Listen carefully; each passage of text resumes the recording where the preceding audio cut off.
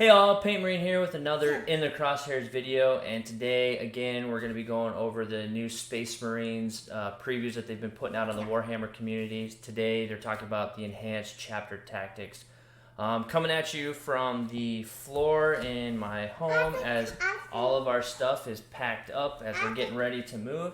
And I'm also joined with a couple of guest speakers as well, so they may chime in every now and again with their ideas. I'm gathered here, I've got my daughter, Addie, and my son, Sammy, and they'll probably have some things to say as we start going through these new tactics. So please bear with interruptions if they happen, but we'll jump in here. And okay, well, it looks like we have a few comments already. Let's go with you, Sammy. What do you got to say? I got Space Marines. You got Space Marines? All right, and what do you have? I Space Marines flag. Space Marines fly? Some of them do. Some of them do. I'm not talking. What? And that one has no helmet. Yep, some of them have no helmets. Yeah. And some do. That's right. All right, well, we're going to look at the new rules here and see what we got coming out, okay, guys? They have vehicles, tanks, and airplanes. Yep, they do have tanks and airplanes, except the new Primaris. We haven't seen a new airplane for them yet, but we've seen lots of new tanks for them. So, let's see what else we got going on here, guys. All right, so this is all about the new chapter tactics. Now, we haven't seen how the new chapter tactics are going to work in the new codex as far as like the build your own kind of chapters. But here they're going to show some of the first founding and successor chapter tactics that we're going to see. All right, so as we revealed last week, Space Marines are about to re-enter. First up is the new chapter tactics. Before we focus on some of the changes of the existing chapter tactics, it's worth mentioning the Crimson Fist, fresh from their recent appearance in White Dwarf Index Astartes, are also in the new codex. That's right, Pedro Cantor's... The robot, they have robots too. Yes, buddy, okay. So, that's right, Pedro Cantor's famously stoic chapter unit now joins his fellow Imperial Fist successors, the Black Templars, as one of the 8 featured chapters. So now this is interesting because these were just in a White Dwarf, and they're going to be in the it looks like the I can't even talk, the Imperial Fist supplement chapter, if I'm reading this correctly. But the question is, the Blood Ravens were just out. I know a lot of people are asking with them, but the Blood Ravens have an unknown founding. So I'm pretty sure that I guess their supplemental index will still be good, but I don't know if maybe they'll be in the actual Space Marine Codex as their own thing. So not sure, but let's jump into the Codex chapter tactics here in a second. But it looks like I have another comment from one of our guest commentators. Yes. I don't know what I was going to say. Oh, okay. Okay, what do you have to say real quick? I know what it was. I got castle for my Space Marines. You have a castle for your Space Me Marines? too. And you too. Okay. All right, guys. Well, we're going to read some of these rules here on the Crimson Fist. So, now this is a pretty decent one, I think. So for Crimson Fist, when resolving an attack... well, I guess we'll start at the top. So, Crimson Fist, no matter the odds.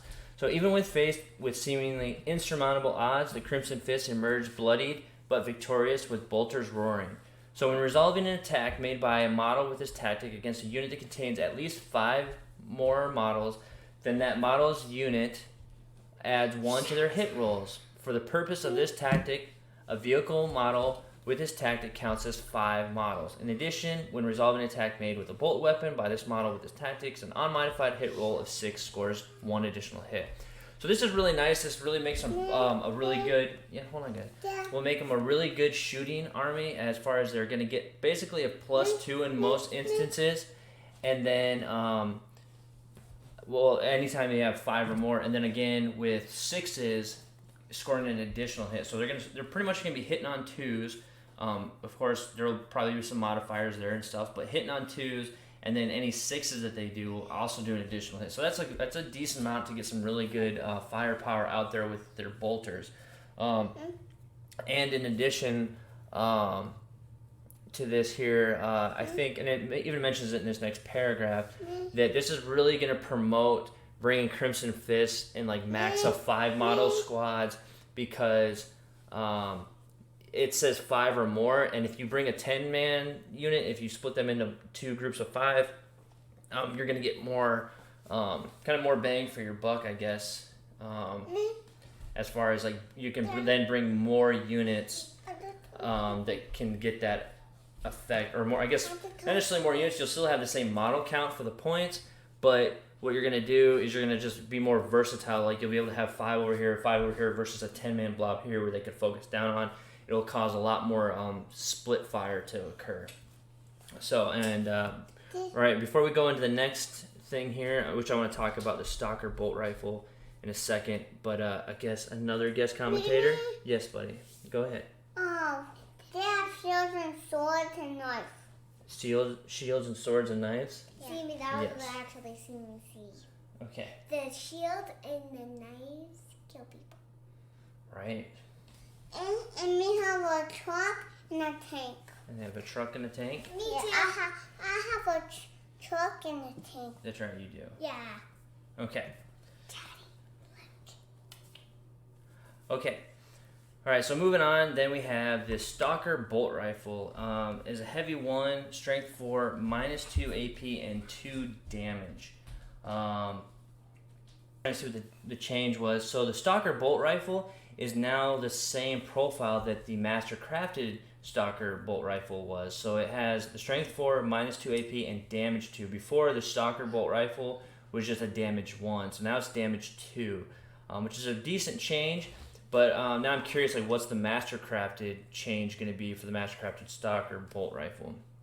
But yeah, so this is a potential of 4 shots from a single, or 4 wounds from a single shot for the Crimson Fist. So next up, we have the Black Templars. Righteous Zeal hot burns the hatred of the Black Templars for the mutant, the witch, and the heretic, and bright blazes their faith in the immortal Emperor of mankind. With fierce cries do these crusading warriors hurl themselves into battle against their revealed foes, and with fervent prayers do they shrug off even the most grievous wounds. When a charge roll is made for a unit with this tactic, you can reroll any or all of the dice. In addition, when a model with this tactic would lose a wound as a result of a mortal wound, roll a d6. On a 5+, that wound is not lost. Now that is really awesome. I really think this is very fluffy and plays well into them to be able to, one, re-roll their charges. And now it's not so much just re-roll all or one. You can pick or choose if you only want to re-roll one or if you want to re-roll all of them. I think this almost guarantees a charge. Granted, if you have to re-roll all of the dice, there's a good chance you'll still fail that. But if you only have to re-roll one and the other one happens to be a 6, the chances are you're probably going to make that die or that charge.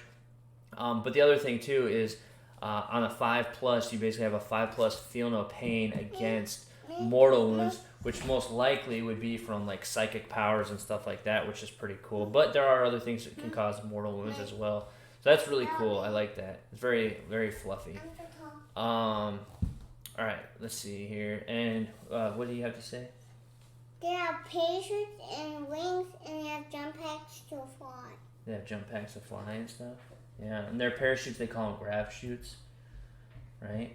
Yeah, they have grab chutes. That's right, buddy.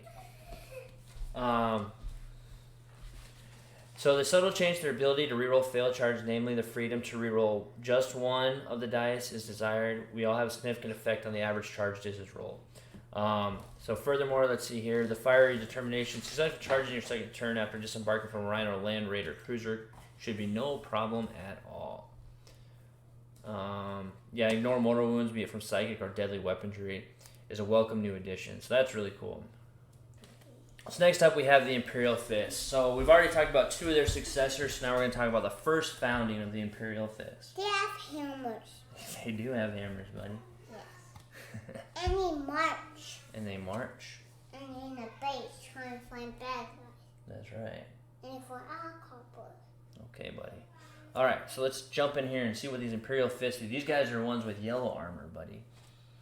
Which ones are your favorite ones? Blue. The blue ones? Yeah, and they go on the beach. They fight. Yes. Alright, so the Siege Masters. The Imperial Fist drilled tirelessly with their armaments, perfecting the art of purging the enemy from behind heavily ramparts and flak-boarded trenches with withering hails of pinpoint bolt fire. When resolving an attack made with a ranged weapon by a model with this tactic, the target does not receive the benefit of cover to its saving throw, and if that attack was made with a bolt weapon, an unmodified hit roll of a 6 scores 1 additional hit.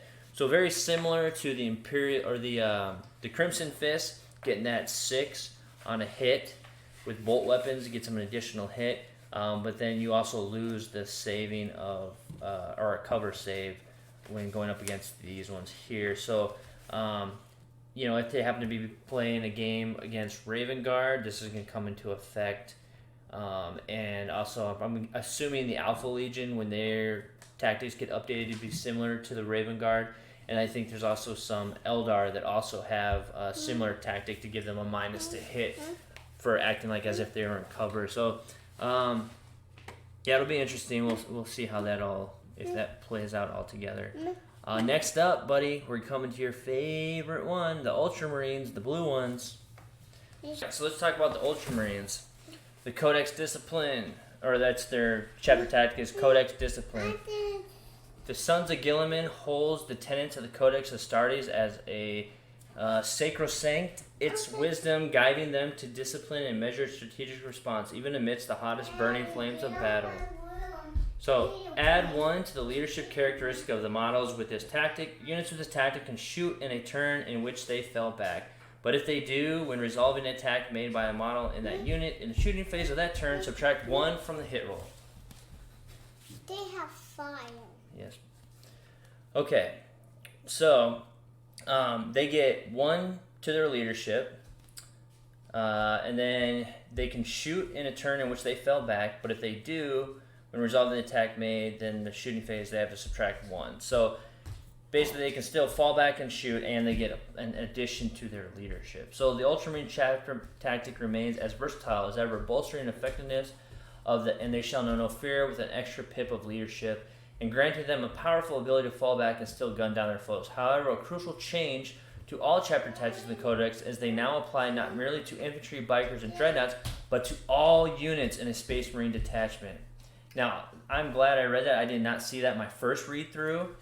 But this is pretty huge. So let me read that again to make sure I'm reading it correctly. However, a crucial change to all chapter tactics in the Codex is that they now apply not merely to infantry, bikers, and dreadnoughts, but to all units in a Space Marine detachment. This means that Ultramarine vehicles engaged in melee can simply pull back from combat and blow the offending assailants away. This strategy is especially useful with a flamer-toting vehicle such as a Land Raider Redeemer, as they won't even suffer the penalty to hit. That's a pretty sneaky practical trick for an Ultramarine. That is just amazing. I'm very I did not realize that they had expanded chapter tactics to all units.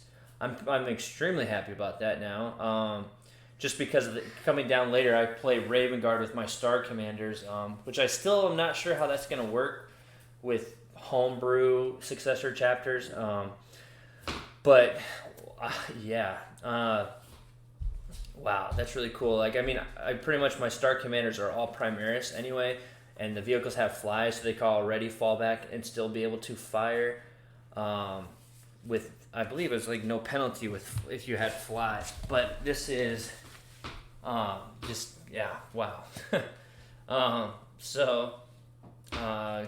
Going on down, we have the White Scars. Lightning Assault. The White Scars are true masters of high speed, hit and run warfare. Theirs is the fury of the storm, the scent of the prey upon the wind. They do battle on the move using speed and swift adaptability as a weapon, wrong-footing their enemies with breakneck maneuvers and melting away one moment, only to crash home like a lightning strike elsewhere in the next. None can escape the righteous justice of the sons of, Kogoros. Units with this tactic can charge in the turn in which they advance or fell back. Biker models with this tactic do not suffer the penalty for moving and firing heavy weapons or for advancing and firing assault weapons. So kind of expected that they are still very biker-centric. with their chapter tactics, but they can still charge. All units can charge any turn in which they advance or fell back. And then the biker models don't suffer any penalty for moving, firing heavy weapons. So the big thing with this one is I'm really hoping that we're going to see some version of a Primaris biker soon. I think I'm in the same boat with a lot of people that are seeing all this new Primaris stuff, with it, a lot of it being anti-grav, that maybe we're going to see some kind of a anti-grav hover bike something or another coming out for the Primaris. Would be pretty nice. All right, so before we move on to the Raven Guard, I think our guest commentator has something else to say again. What do you have to say? They have walkie-talkies. They have walkie-talkies. Yeah, they call them Vox communicators. It's the same thing as their walkie-talkies. Did you know that? Mm-hmm. You did? Okay. Okay, so Raven Guard, Shadow Masters. Now this is pretty big in my book, because this is the chapter tactic I've been using for my Star Commanders. If anyone knows a little bit about like kind of the background, my whole idea, my whole lore, or whatever behind them is, they're actually Alpha Legion loyalists that Belisarius use the Alpha Legion gene seed to make them, but it's really kind of hush-hush. No one's supposed to know that they're a traitor legion that was made Primaris. And so they've kind of actually told them that a lot of them, it's almost a little similar to like the Inner Circle with the Dark Angels, as there's like a secret that only the higher ups know. It's kind of similar with my lore with them, as far as like only the higher ups know or get read into the fact that they're not Raven Guard successors, but they're actually Alpha Legion. But in their initial training and stuff, in my lore and stuff, like how they were told when they were part of the Gray Sons, the Unnumbered Sons, the Gray Shields, they were told to kind of follow along the Raven Guard tactics and stuff, because that's what they were kind of led to believe was their gene seed was from. So, Raven Guard Shadow Masters.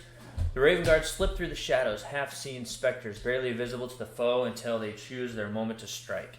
Enemies grip their weapons and blaze away into the gloom with increasing panic. Their shots flying wide as the Sons of Codex encircle their victims and prepare to level the killing blow. By the time the prey is close enough to direct their fire with any real chance of accuracy, they are caught within the Raven's talons.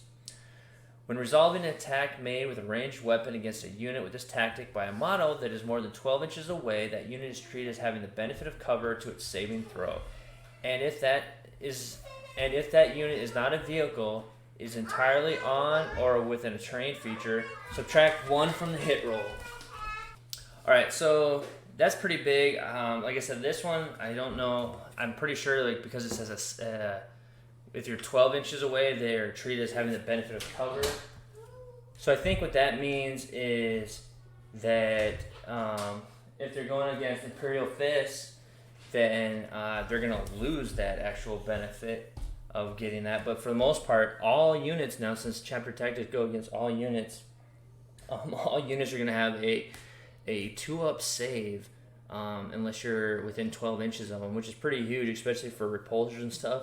That repulsor executioner just got way better in my mind. So very, very excited about that. And then the other thing is any unit that is not a vehicle that is within a terrain feature, you subtract 1 from their hit roll. So now you have some sort of infantry unit that is more than 12 inches away, is getting a 2-up save, and if they're in terrain, they're getting that -1 that they got with their original chapter tactic.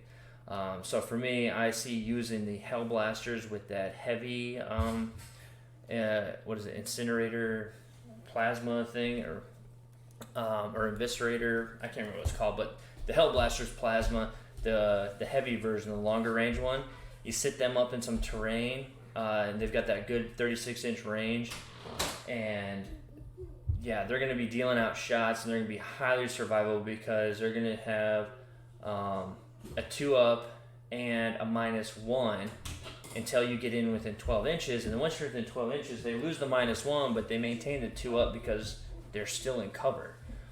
So really,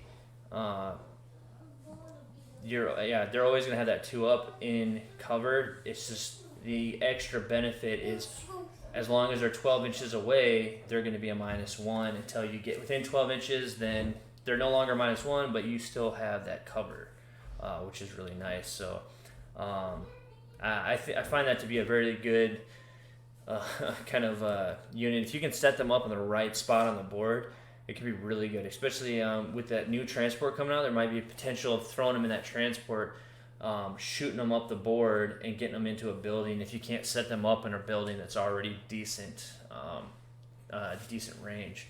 So yeah, I definitely see myself using that tactic for sure with those Hellblasters. Yeah, and then of course vehicle smoke launchers and smoke grenades used by infiltrators can hamper the aim of enemy units further still. So you can stack, it looks like, with grenades. For anybody that's in terrain already, outside of 12, throw some smoke grenades, and now they're a -2 to hit. Yeah, forcing your opponents to engage at close range. So the Vulcans. Now these were my real first love army. Had this army for forever, but unfortunately had to sell it a couple years. Well, it's probably been about a year now, unfortunately. But yeah, so the Salamanders, forged in battle. The Salamanders' war is the anvil upon which their strength is wrought. Every battle a test in which to prove themselves and their superior craftsmanship of their weapons. When a unit with this tactic fires Overwatch or is chosen to shoot or fight with, you can reroll a single hit roll and you can reroll a single wound roll. When resolving an attack made with a weapon that has an armor penetration characteristic of -1 against a unit with this tactic, that weapon is treated as having an armor penetration characteristic of 0. So let's see here. So you can always, it says when a unit with this tactic fires Overwatch or is chosen to shoot or fight with, you can reroll a single hit roll and reroll a single wound. So you can always reroll a single hit and a single wound on Overwatch, shooting, or fighting. And then when resolving an attack made with a weapon that has an armor penetration of -1 against a unit. So if anyone shoots at you and has a -1, it's treated as no minus. It doesn't say anything about it stacking in any way. So like if somebody shot at you with a -2, it's not a -1. It looks like it's only -1 weapons. You get to treat them as if they were a 0. So a little bit of survivability there for anything that's going to have a -1 against them, which is pretty nice. And Iron Hands. Now this one is, I think, yep, it's the last one here. And this one is also, I thought this one was a really good one too. Very, very decent. So we have Iron Hands, the flesh is weak. Most Iron Hands are heavily augmented with ultra durable cybernetic limbs and organs that render them extremely difficult to kill. When a model of this tactic loses a wound, roll 1d6. On a 6, that wound is not lost. When resolving an Overwatch attack made by a model with this tactic, a hit roll of 5 or 6 scores a hit. In addition, models with this tactic that have a damage table are considered to have double the number of wounds remaining for the purposes of determining how or determining what row to use on that damage table. So that is a lot. That's huge to me. Basically, they still have their 6-up, feel no pain, overwatching on a 5+, and then this one is so huge because you'll never hit that bottom tier. They'll always until they're done to their last wound. Well, I should say it's usually 1 to 3 is the last tier mostly. There are some differences there, but I mean it's really going to be hard for them to be at anything other than their second tier, which is just, I mean, that's just amazing. They're going to be performing at their top tier for quite a while before they actually go down. So I think that's really good. That's a really cool addition. So we have, in addition to effectively ignoring a 6 of their wounds lost, the Iron Hands are deadly accurate when firing Overwatch, and their vehicles will fight at full capacity until they're all but destroyed. If your opponent is trying to pick off your Repulsor Executioner before it can wreak havoc on their army with this murderous main gun, they're in for quite a challenge. Yeah, so that's a good point there too. I think Iron Hands and Raven Guard, with their tanks, being able to benefit from these new chapter tactics are pretty huge. One, the Iron Hands just taking forever to take them down, and while they're doing that, they're still performing at full capacity, because I mean they're going to be getting feel no pain, so they'll be ignoring any wounds on a 6 that they didn't already save. So they'll save some, then they'll be able to then roll those to see if they still keep them, and then on top of it, you're going to be in your top tier until quite a while, which is just awesome. And then, like I said, with the Raven Guard, just that survivability of a 2-up outside of 12 inches is pretty nice. I kind of wish, I mean, I get kind of the change. It's too bad vehicles don't get that same for being in a terrain feature. They get like a -1 to hit, because I still would like a little bit more, because there is so much weaponry that has some good AP on it, that at -2, while that's nice, I mean, if somebody shoots out a -3 or a -4, I mean, I'm still looking at a 5-up, 6-up save, and there's plenty of units and stuff out there that have -3, -4 on them. But so I'm really just be looking at keeping them at range, because the main gun with that Las Destroyer gun is 72 inches, so it still has really great range. Just kind of trying to keep them out of range of enemy weapons, and then when it is in range, I at least know they'll have a 2-up until they're like within 12 inches. So definitely got some playing around to do there. So this is all very interesting, and I can see a lot of tactics kind of changing coming up here. Before Nova, I could see a lot of people potentially changing their armies around and stuff. So, all right, well, let's see here. You may have not heard, hey, some of my guest commentators kind of took off. I don't know if they want to say anything before they go. All right, come in back and say something. You probably heard them run around slamming doors, but what do you got to say, buddy? What do you want to say before we say goodbye? Or you just want to say goodbye? This is I'm playing Space Marine. Oh, you're playing Space Marine? Yes, Okay. Oh. All right, well, that is going to be it for this one. So, okay, you saying bye? Say bye. Bye. So that's going to be it for this one. Appreciate you watching the video. If you haven't already, please check out the rest of the channel. Check out the rest of the YouTube channel if you get a chance. See what I got going on there. And if you haven't already, please subscribe. Hopefully you enjoyed this video. Like I said, there's the guest commentators kind of coming in and out. This is usually my life, and currently in the middle of this move, there's not a lot of space for everybody. Well, there's plenty of space, I should say. There's just nothing for them to do, as all of our stuff has been packed and moved in the moving truck. So making an uninterrupted video is pretty difficult right now, especially with all this new stuff coming out. But yeah, hopefully everyone enjoyed their guest commentating. And like I said, if you haven't already, please subscribe, hit like, the notification bells, and also check out my Facebook page. It's in the description below. I update it pretty regularly with what I got going on and what's coming up. So if you haven't checked that out, I definitely invite you to check that out as well. And again, thank you for watching, and until next time.